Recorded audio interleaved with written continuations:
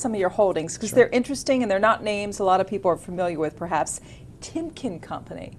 Sure. It just made a deal with a firm in Saskatchewan, Canada. So it's an acquisitive company. It is. Is that why you like it? It's growing through acquisitions? You know, actually, the reason we like Timken specifically is because it's a margin change story. So they acquired a company back in the early aughts, so around 2000, got rid of it. It was an underperforming asset, and the margins, the company's margins today are dramatically better than they were back then, and yet the market doesn't recognize that, and so it's not getting the multiple on its earnings that we would expect. And it's an industrial name. What about competition? Because I would think that's a crowded space with some of the larger companies. Sure. Well, it's actually one of the things we really look for in companies is our rational markets, and so it has it's in the bearing industry, and it's an oligopoly, so they have a great deal of pricing power. Okay. Another one is Global Payments. When I looked at this one, it looked like its revenue was lagging behind some of its competitors a little bit. So that's true. They had a bit of a hiccup in Canada last quarter, but the real thing that we really like about Global Payments is their exposure to the emerging markets, especially China, and card usage within China.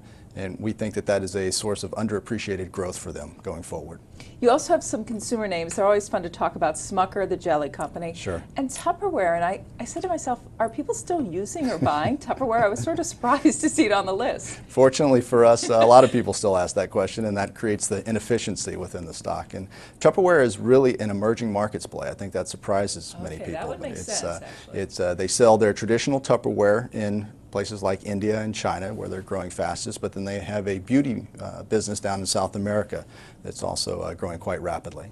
And Smucker also acquisitive. So Absolutely. Is that another story that's a margin story or more potential to grow story? You know, Smucker's is really the pricing on the coffee side. They've done a number of acquisitions within the coffee business, and so they've got the peanut butter side that offers a lot of stability, and then in growing margins and revenue in coffee.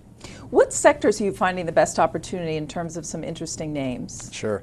The areas that we're really focused on right now are some of the sectors that have been left behind. Producer durables and technology. You've really seen the market run with an eye towards safety, and some of the more economically sensitive stocks have gotten left behind within that.